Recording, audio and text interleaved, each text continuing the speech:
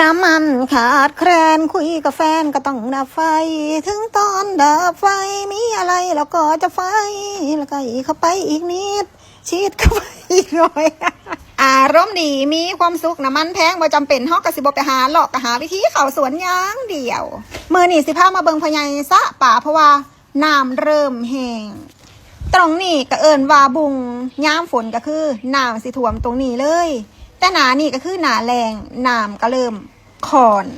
น้ำขอนป่ากระขอนป่าก็ห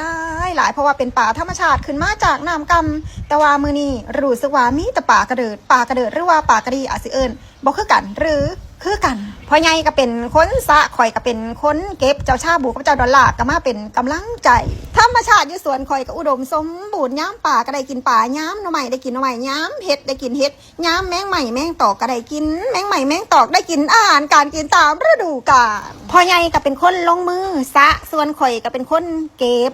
อันนี้ก็คือเอาพ่วมเทียงรู้สึกว่าห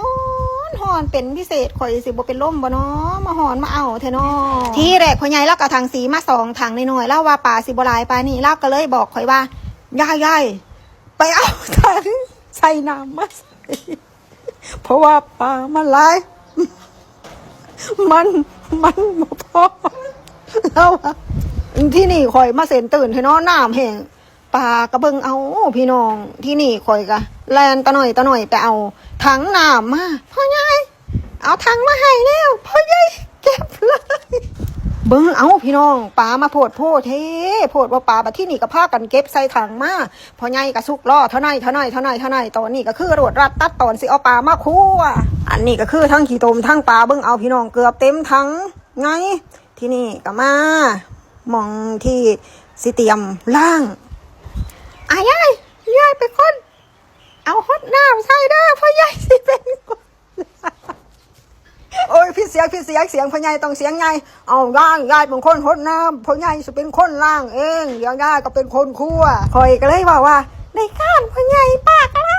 หลายนะพ่อใหญ่เดี๋ยวสิเฮ็ดปลาเด็กไว้กินแต่ว่าชอบเก็บก่อนนี่พ่อใหญ่เพราะว่าปลาเค็มมันแข็งเทออกแล้วก็มาล้างคอยสิพากจบอยู่บนห้อบัด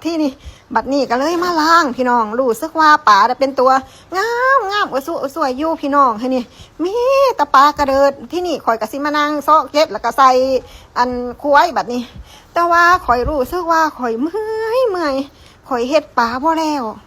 ตอนแรกคอยกะเอาเมื่อเฮ็ดอยู่เฮือนต่อพอใหญ่ว่าย่อยเอาเมื่อเฮ็ดอยู่เฮือนพุ่นละอยู่เฮ็ดอยู่นี่มันบ่แล้วดอกเพราะว่ามันหลายเดี๋ยวพ่อใหญ่สิไปเอางัวเข้าคอกข่อยก็เลยว่าโอเคพ่อใหญ่เดี๋ยวข่อยสิเอาเมื่อเฮ็ดเฮือนพุ่นละมื้อนี้ก็ถือว่ามานเด้อพี่น้องได้ปลาหลายเติบขอบคุณหลายๆด้วยจ้าหลายคนสงสัยว่าข่อยกับพ่อใหญ่เป็นอย่างกันคลิปนี้มาให้คำตอบข่อยกับพ่อใหญ่เป็นสามีภรรยากันแต่ว่าข่อยเฮ็ดคอนเทนต์คล้ายเครียดมื้อนี้สิพาพ่อใหญ่ไปเลาะสกลนครฮอดโรบินสันสกลนครแล้วพี่น้องที่จริงพ่อใหญ่เล่าบ่อยากมาน้ำข่อยดอกเล่ามักเข้าสวนแต่มื้อนี้ข่อยบังคับเล่ามาฮอดโรบินสันแล้วข่อยก็ต้องแวะกินข้าวก่อนเพราะว่าข่อยหิวข้าวอาหารก็มีหลายอย่างขอบคุณของหวานจากน้องปุ้ยและก็ขอบคุณยำปลากรอบจากน้องสาวคนสวยลูกชายสุดหล่อข่อยก็มานำแล้วก็มีพี่สาวนำหลานนำก่อนสิไปทางอื่นก็มาเซลฟี่ก่อนอันนี้คือร้านขนมหวานของน้องปุ้ยร้านยำของน้องสาวคนสวยข่อยลืมบอกแม่ว่าข่อยเป็นคนนครพนมแต่ข่อยมาสกลนครเพราะว่าสกลนครอยู่ใกล้บ้านข่อยก่อนสิไปก็ขอเซลฟี่ก็น้องปุ้ยอีกจักหน่อยก่อนบัดนี้ก็หายขอสงสัยแล้วเนาะพี่น้องว่าข่อยกับพ่อใหญ่เป็นอย่างกันในคลิปเป็นแค่คอนเทนต์การแสดงเนื้อจ่าบางคนก็มากบางคนก็บ่มากแต่ขอบคุณทุกกำลังใจจ้าคลิปนี้พ่อสามีก่อนบ๊ายบายเลิฟมางามแท้ลานางฟ้ากับบ่ทอมีแฟนแล้วบ่น้องรจนาอย่ามาปากหวานน้องนั้นมีสามีแล้วล่ะมีแล้วอายก็บ่ว่าปากมาอายก็สิเอา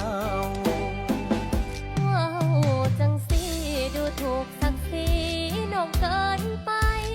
ถึงสามีสิ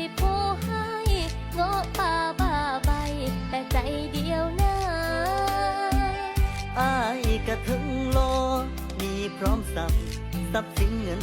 ตรา ต่อให้อายเป็นเทวดากะสิหักหัวน้องคนเดียว งอ พอแล้วรวยไม่ไหวแล้ว มีกินมีใช้ รวยไม่ไหวแล้ว มีกินมีใช้ รวยไม่ไหวแล้ว มีกินมีใช้ รวยไม่ไหวแล้ว คนไทย พอแล้วรวยไม่ไหวแล้ว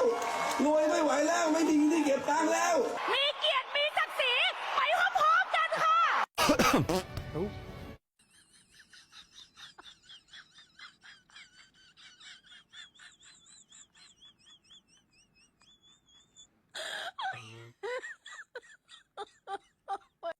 หลีพ่อใหญ่ถึงก่อน ยาย เฮ้ย เป็นยังดูนี่ยาย โอ้บ่ได้เห็นอย่างแล้วพ่อใหญ่ข่อยมาใส่ปุ๋ยต้นไม้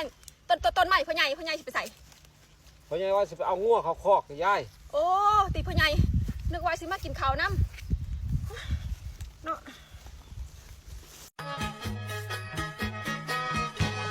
วันนี้มาเจอคนสวย วันนี้มาเจอคนสวยรูปร่างสำรวยทั้งอวบทั้งอันนะคิ้วโก่งเหมือนวงพระจันทร์หูตาหน้าฟันยิ่งมองยิ่งหล่อพี่อยากจะขอเป็นแฟนทุกคน วิตายพูดจาชอบกลวิตายพูดจาชอบกลทำไมเลี้ยวมองตอนดูหุ่นเจ้าของ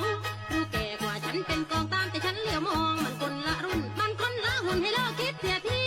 ถึงแก่ก็คงไม่กี่ปี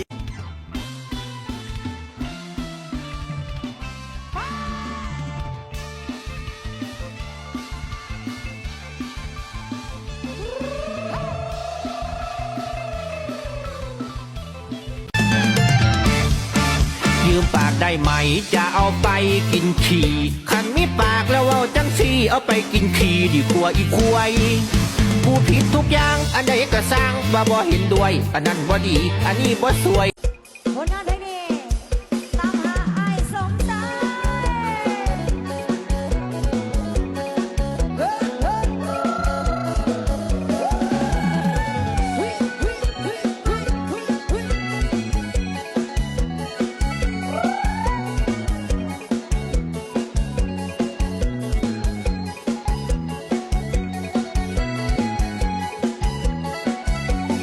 จากน้องคายไปอุดรธานีจากน้องเจไปที่หัวลำโพงน้องเดินสายตามหาไอ้ทุกชั่วโมงดูว่าพัดคงบ่เห็นไอ้เอวบาง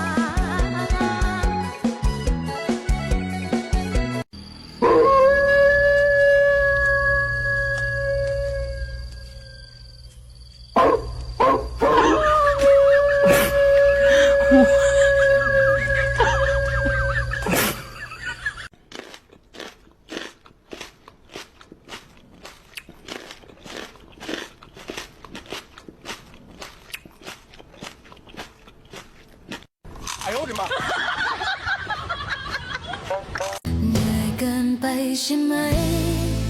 ตามใจเขาพอหรือยังทำดีกี่ครั้ง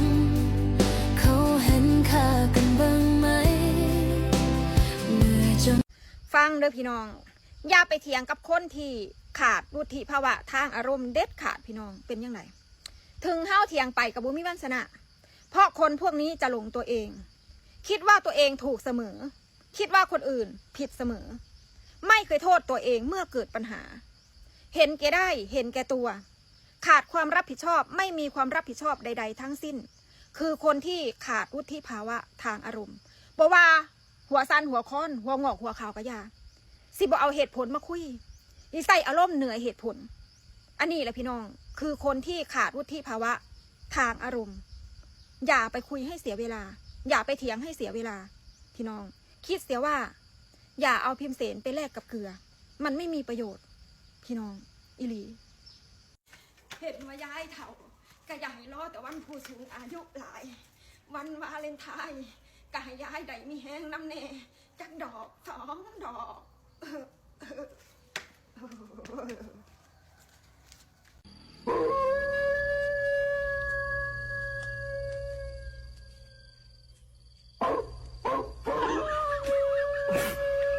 โอ้